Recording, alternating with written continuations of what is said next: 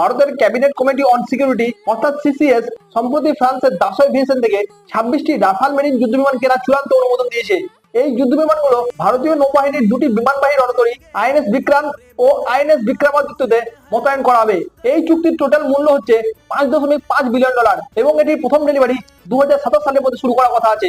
এই Rafale marine হচ্ছে একটি অত্যাধুনিক ক্যারিয়ার বেসিস যুদ্ধ বিমান যা সমুদ্রপৃষ্ঠ থেকে টেক অফ ও ল্যান্ডিং করতে সক্ষম।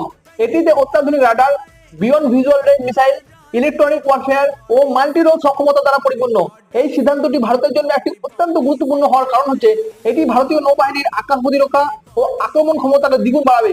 চীনের নৌবাহিনী ও পাকিস্তানের সম্ভাব্য নৌ আক্রমণের মুখে এটি ভারতের কৌশলগত দিক থেকে অনেক শক্তিশালী করে তুলবে। বিশেষ করে আইএনএস বিক্রান্তের জন্য উপযুক্ত যুদ্ধ বিমানের অভাব ছিল, যা এখন এই রাফাল মেরিন পূরণ করবে। এই চুক্তি শুধুমাত্র প্রতিরক্ষা দিক থেকে নয়, বরং এটি ভারত এবং ফ্রান্সের প্রতিরক্ষা সহযোগিতার সম্পর্ককেও আরো গভীর করবে। এ বিষয়ে আপনার কি মতামত?